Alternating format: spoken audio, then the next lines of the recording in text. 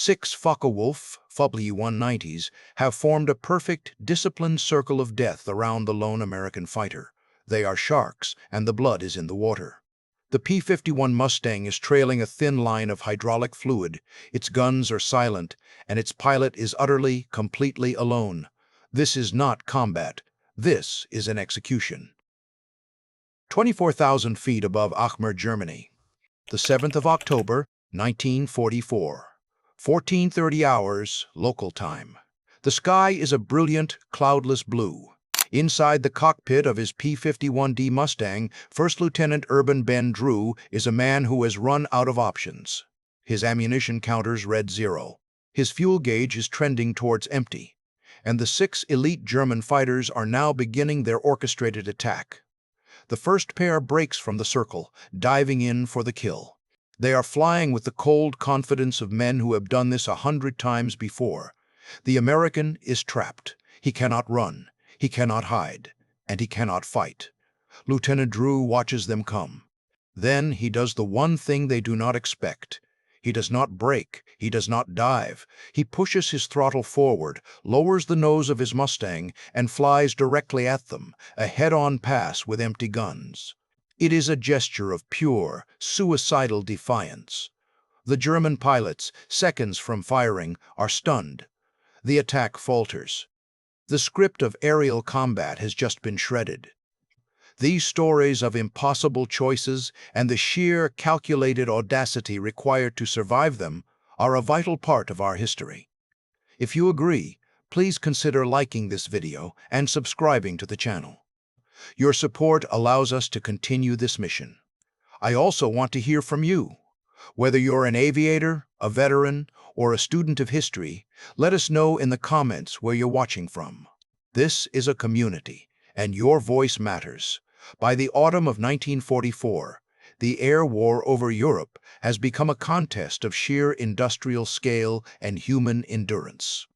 The Allied combined bomber offensive is a relentless, round-the-clock assault on the German Reich.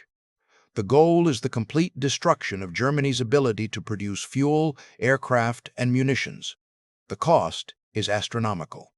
The German Luftwaffe, though worn down by years of attritional warfare, fights back with a ferocity born of desperation. The skies over the Reich are the most dangerous combat environment in the world. The primary weapon of the German fighter force is the Focke-Wulf W-90, a brutally effective radial-engine fighter feared by Allied pilots. It is fast, heavily armed, and in the hands of an experienced pilot, an experte. It is a lethal killing machine.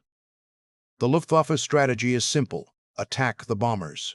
The American 8th Air Force's response is equally simple: protect the bombers at all costs. This task falls to the long-range escort fighters, most notably the North American P-51 Mustang. With its exceptional range, speed, and high-altitude performance, the Mustang is the one aircraft that can meet the Luftwaffe on its own terms, deep inside Germany. The air battles are immense, often involving hundreds of aircraft. A typical mission for a P-51 pilot is a 6- or 7-hour flight, a long, grueling journey into enemy territory, a chaotic, high-G dogfight, and a long flight home, all while nursing a dwindling fuel supply. The physical and mental strain is immense. Pilots fly on a knife edge of performance and luck. A moment's inattention, a mechanical failure, a tactical error, any can be fatal. The loss rates for both sides are unsustainable. Fighter groups are considered lucky if they return from a mission without losing a pilot. The Luftwaffe is losing pilots even faster. Experienced veterans are irreplaceable. New pilots, rushed through training, are sent up as fodder. But the veterans who remain are some of the most skilled and dangerous aviators in the world. To survive against them, an American pilot needs more than just a good aircraft. He needs skill, discipline, and an almost preternatural understanding of the three-dimensional battlefield. First Lieutenant Urban Ben Drew of the 3/6th Fighter Group, the Yellow Jackets, was more than just a skilled pilot. He was a student of aerial combat. Before the war, He had been an aspiring artist, but in the cockpit of a Mustang, he found a different kind of canvas. He was known in his squadron as an aggressive and exceptionally talented pilot, but also as a quiet, analytical man. He didn't just fly his aircraft, he studied it. He knew the P-51's performance charts by heart. He knew its precise rate of climb at a given altitude, its corner speed, its stall characteristics. More importantly, he applied the same level of academic rigor to studying his enemy. He debriefed other pilots relentlessly, absorbing their accounts of engagements with Fw-190s and Bf-190s. He built a mental model of how the enemy fought, their preferred tactics, their strengths, and their weaknesses. This combination of natural flying ability and cold, analytical thinking made him an unusually effective combat pilot. He was not reckless. Every aggressive move was backed by a calculated understanding of the risks and probabilities. He had already achieved ace status, with more than 5 confirmed aerial victories. His squadron mates trusted him implicitly. In the chaos of a dogfight, Drew was a calming presence, his radio calls concise and accurate, his tactical decisions swift and logical. He was a product of a training system that emphasized not just individual heroism, but disciplined, coordinated teamwork. He understood energy management, the art of using speed and altitude as a weapon. He knew that the pilot who managed his energy best would almost always win the fight. On the 7th of October 1944, all of Drew's training, all of his analytical skill, and all of his aggressive spirit would be needed. He was about to fly a mission that would push him beyond the limits of procedure, beyond the edge of luck, and into the realm of legend. The mission for the 361st Fighter Group was a freelance fighter sweep over northern Germany. Their primary target was Aachener Airfield, a known base for Luftwaffe fighter units. The goal was to catch German fighters on the ground or during takeoff and landing, the moments when they were most vulnerable. Takeoff from their base at RAF Bottisham was at noon. The sky was clear, a perfect day for hunting. Drew and his squadron mates formed up and began the long, high-altitude flight across the North Sea. They were flying on drop tanks, their internal fuel reserved for combat and the return journey. As they crossed into German airspace, the tension in the formation was electric. This was enemy territory. Every pilot's head was on a constant swivel, scanning the sky. They reached the vicinity of Aachener Airfield at 26,000 feet. The airfield was active. A large formation of German fighters was assembling, preparing to intercept an incoming stream of American bombers. The squadron commander gave the order to attack. The Mustangs of the 361st dove on the German formation. The sky erupted into a massive, swirling dogfight. Drew picked his target, a Bf-109, and executed a perfect high-side pass, his 6.5 caliber machine guns tearing into the Messerschmitt's wing root. The 109 fell away, trailing smoke. Drew broke hard, clearing his tail, and immediately looked for another target. The furball was intense, a chaotic ballet of attack and defense. Drew was in his element. He was calm, focused, his mind processing the complex, three-dimensional geometry of the fight. He shot down a second Bf-29, then a third. He engaged and damaged an Fw-190. But the prolonged combat came at a cost. He was burning fuel at an alarming rate, and with each burst of his guns, his ammunition counters clicked closer to zero. In the chaos, he became separated from the rest of his squadron. When the main body of German fighters broke off the engagement, Drew found himself alone, low on fuel, and with his ammunition completely exhausted. He had survived the dogfight. Now he had to survive the long flight home. He turned his Mustang west, climbing slowly to a more fuel-efficient altitude. It was then that he saw them. Taking off from Aachener Airfield below were 2 aircraft of a type he had only ever seen in recognition manuals. They were sleek, twin-engine machines with no propellers. They were Messerschmitt Me 262s, the world's first operational jet fighters. They were a quantum leap in aviation technology, almost 100 miles per hour faster than his P-51. They were the future of aerial combat. Drew was faced with a critical decision. The book and common sense said to run. He was alone, out of ammunition, and low on fuel. To engage two of the most advanced fighters in the world was suicide.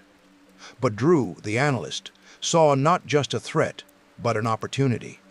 He knew from intelligence briefings that the Me-262, while incredibly fast at altitude, had a fatal weakness. Its Junkers Jumo 004 jet engines were fragile and slow to accelerate. During takeoff and landing, the Me-262 was a vulnerable target. The two jets below him were just lifting off, their landing gear still down, their speed building slowly. They were at their most vulnerable. Drew made a decision that defied all military logic. Instead of running away, he pushed his Mustang's nose down and dove. He was committing his last reserves of altitude and energy to a single audacious attack. He screamed down on the two jets, his airspeed indicator pushing past 400 miles per hour. The German pilots, focused on their takeoff procedure, saw him too late. Drew lined up on the first jet, his thumb instinctively going to the gun trigger. He remembered, in a flash of cold frustration, that his guns were empty. He couldn't shoot it down, but he could still fly. He continued his dive, aiming his Mustang directly at the Me-262. He flew through the jet's wake, his aircraft bucking violently, and zoomed past it, pulling up into a steep climb.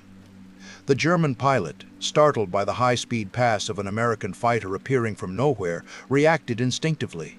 He broke hard, trying to evade an attack that wasn't coming. In his panic, he lost control of his sluggish, heavy jet. The Me-262 stalled and crashed into the field. One down. Drew, at the top of his climb, looked back and saw the second Me-262 still climbing away, its pilot apparently unaware of his wingman's fate. Drew rolled his Mustang over and dove again. He repeated the maneuver, a high-speed dummy firing pass. This time, he flew so close to the jet that he could see the German pilot's astonished face. The Me-262 pilot, likely believing he was under attack and his aircraft was being hit, panicked. He bailed out. The jet, pilotless, continued for a moment before nosing over and diving into the ground. Drew had just destroyed two of the Luftwaffe's most advanced fighters without firing a single shot. But his celebration was short-lived. His audacious attack had been observed. Now, 6 Fw-190s, which had been scrambled from Akhmer to intercept him, were climbing to meet him. He was at low altitude, his energy bled off from the two attacks, and he was completely defenseless. The circle was forming. The 6 Fw-190s were flown by experts. They formed a disciplined Luftwaffe circle, a rotating wheel of death designed to bring each fighter into a firing position on the target in the center. Drew was the target. His guns were empty. His fuel was critical. His chances of survival were zero. He could not outrun them. He could not outclimb them. He could not outfight them. So he chose, once again, to do the unexpected. As the first pair of 90s broke from the circle and dove towards him, Drew did not attempt to evade. He turned his P-51 head-on into their attack. It was a bluff, a desperate gamble based on his understanding of his enemy's mindset. A lone P-51 would never intentionally fly a head-on pass against two Fw-190s unless it was a trap. The German pilots, seeing the Mustang coming straight at them, its silver nose seeming to swell in their windscreens, felt a sudden, sharp pang of doubt. Where were the other Mustangs? Was this the bait for a larger ambush waiting in the sun? They had been taught to be aggressive, but also to be wary. This was too easy. It was wrong. Their orders were clear: destroy the American fighter. But their instincts screamed caution. In the split second of hesitation, the attack script was broken. They held their fire, unsure of how to proceed. Their radio crackled with confused chatter. Drew flew straight through their formation, his Mustang untouched. He did not turn to see what they would do next. He simply continued his course, feigning a confidence he did not feel. The German flight leader was now completely flummoxed. The American pilot was acting with an aggression that made no sense for a lone, outnumbered fighter. He had to be part of a larger group. The German leader made the only logical decision based on the information he had. He gave the order, "Abort! Abort! It's a trap!" He believed his flight was being lured into a massive ambush. The 6 Fw-190s broke off their attack, turning away to search for the non-existent American fighters they believed were hiding nearby. In that moment of manufactured confusion, Drew saw his chance. He pushed his Mustang's nose down, diving for the deck, and raced for home, hugging the treetops to stay off German radar. He had bluffed his way out of a death sentence. The flight back to RAF Bottisham was the longest of Urban Drew's life. He flew at treetop height, navigating by dead reckoning, his eyes constantly scanning his fuel gauge. He made it back to base, landing his P-51 with only fumes left in the tanks. He was physically and emotionally exhausted, but he was alive. In the debriefing room, his story was met with stunned disbelief. 2 Me-262s destroyed? It was unheard of. The Me-262 was considered almost invincible. An Fw-190 maybe? But a jet? Without firing a shot? And then the story of the bluff against 6 more fighters. It was too much. It sounded like a fantasy, the adrenaline-fueled exaggeration of a young pilot. His combat report was filed, but his 2 claims for the Me-262s were not officially confirmed. The Air Force required gun camera footage for confirmation of aerial victories, and Drew's film, he was told, had been lost or damaged in processing. For years, Urban Drew was the man who claimed to have been the first to shoot down 2 jets in a single mission, but he had no proof. He was officially credited with 6 aerial victories, making him an ace, but the 2 most significant kills of his career existed only in his own memory.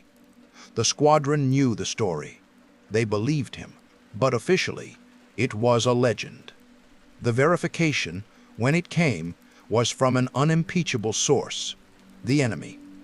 After the war, Allied intelligence teams began the monumental task of sifting through captured German military records. In the archives of the Luftwaffe, they found the combat report from Akmar Airfield for October 7, 1944. The report documented the chaotic events of that afternoon. It noted the loss of several Bf-109s and Fw-190s to an American fighter sweep. And then it noted something extraordinary: the loss of 2 Me-262s during their takeoff roll to a surprise attack by a single, incredibly aggressive P-51 Mustang. The German report was a perfect, detailed corroboration of Drew's debriefing. The legend was true. After years of doubt, Urban Drew was officially credited with his 2 jet victories, bringing his final tally to 8. He was not just an ace. He was a jet killer, a distinction held by only a handful of Allied pilots. The tactical implications of Drew's engagement were studied for years. His attack on the Me-262s was a masterclass in understanding and exploiting an enemy's weakness. He recognized that the jet's greatest strength speed was also their greatest vulnerability during their slow, fragile takeoff phase. He had used his propeller-driven Mustang, a technologically inferior aircraft, to defeat them by attacking them not where they were strong, but where they were weak. His psychological bluff against the 6 Fw-190s was even more significant. It was a perfect example of what military theorists call asymmetric warfare. Outnumbered and outgunned, he had changed the nature of the conflict. He had transformed a physical fight into a mental one. By acting in a way that defied his enemy's expectations, he had sown confusion and doubt, creating a tactical advantage out of thin air. The story became a lesson taught to future generations of pilots. Know your enemy, know their tactics, and, when necessary, have the courage to break all the rules. The broader strategic impact was a stark warning to the Allies. Drew's encounter was one of the first proofs that the Me-262 was becoming operational in significant numbers. It accelerated the Allied campaign to target jet production facilities and airfields. The jet threat was real, and Drew had provided the first dramatic confirmation of it. Urban Drew's double-jet victory on October 7, 1944, remains one of the most remarkable individual achievements in the history of aerial combat. It is a story preserved not only in Allied records, but in the meticulous, surprised accounts of his enemies. Ackmer Airfield is a quiet place now. The concrete runways are gone, returned to farmland. The sounds of jet engines and screaming Merlin engines have been replaced by the wind in the trees. It is hard to imagine the sky above this peaceful landscape as a three-dimensional battlefield where history was made. Urban Ben Drew survived the war. He returned to civilian life, a celebrated ace whose most incredible story was, for a long time, believed by few. His victory was not just one of skill, but of intellect. It was a triumph of the analytical mind, of a pilot who studied his craft with the intensity of a scholar. His story reveals a profound truth about combat, that courage is not always about aggression. It can also be about audacity. It can be the courage to analyze an impossible situation, to see a fleeting, improbable opportunity, and to commit to a course of action that defies all logic, armed with nothing more than a deep understanding of your machine, your enemy, and yourself. It is the story of a pilot who, on a clear autumn day over Germany, proved that even when your guns are empty, your mind is still a weapon.